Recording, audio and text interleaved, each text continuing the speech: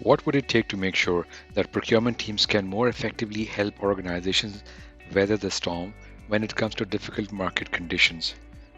Now, these challenges are certainly difficult, however, can be surmounted with strategic vision. We have a great tool used quite often in procurement called Kraljic Matrix. More details can be found about Kraljic Matrix in other videos.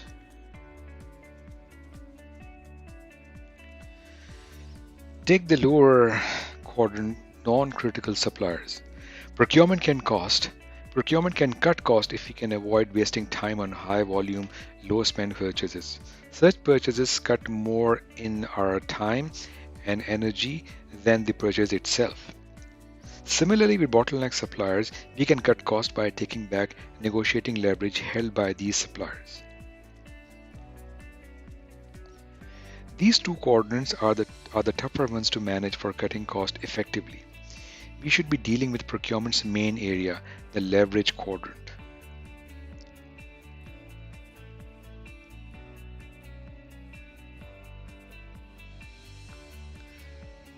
Leverage supplier relationships. Suppliers in this quadrant share a new key trait that make them stand out to procurement teams. They tend to make up a larger portion of an organization's product's cost. They also tend to be in market with an abundant supply. Organizations do not face much supply chain risk. When procurement thinks of cost savings, this is the traditional sweet spot that is top of mind. Low risk with high reward.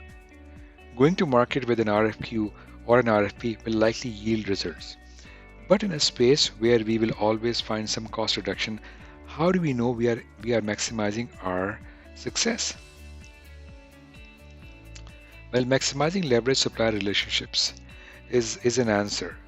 How can procurement influence the nature of the purchase in order to maximize cost savings? There is a field which is called requirements definition.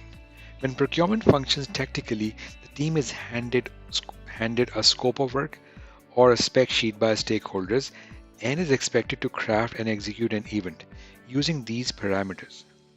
Procurement should be digging into these parameters and asking why. In other words, are these real requirements nice to haves or irrelevant to the need entirely?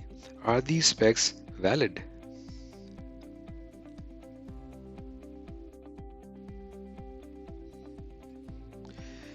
The other key area that one must look into is considering total cost of ownership. Most procurement teams are hyper-focusing on unit price and forgetting about the total cost of ownership. Getting the lowest unit cost is meaningless if other associated costs aren't taken into account. What if the cheaper unit cost or unit price option requires more resources to operate?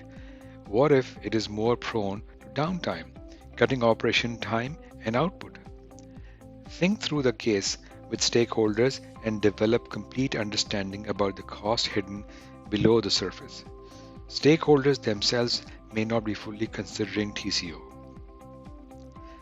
The next piece is keep your control over the event. One of the greatest benefits of a strong supplier relationship is the ability to leverage that supplier's subject matter expertise above and beyond the purchase.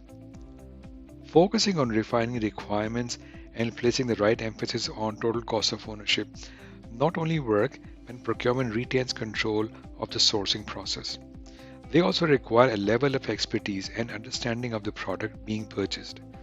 This expertise may not always exist in-house, and in those situations, many organizations lean on incumbent suppliers to help guide them along the process. The problem here is clear. Allowing an incumbent to guide the RFP or RFQ process opens the door for a conflict of interest. Is the incumbent proposing requirements because they are critical or simply to differentiate themselves? Incumbents push their strengths and hide weaknesses. Incumbents often propose shortened timelines. They already have a leg up on the competition. So how can procurement move ahead if they don't have an SME and cannot rely on an incumbent? The best bet is kicking off the event with an informal RFI. The last but not the least piece is keep an eye on why. What we need to do instead is constantly a question. Why? Why are we making this purchase? Why are these specifications or scope that we are using? By understanding the strategy behind these actions, procurement is in a position to confirm that savings outcomes are the best they can be. Thank you and good luck.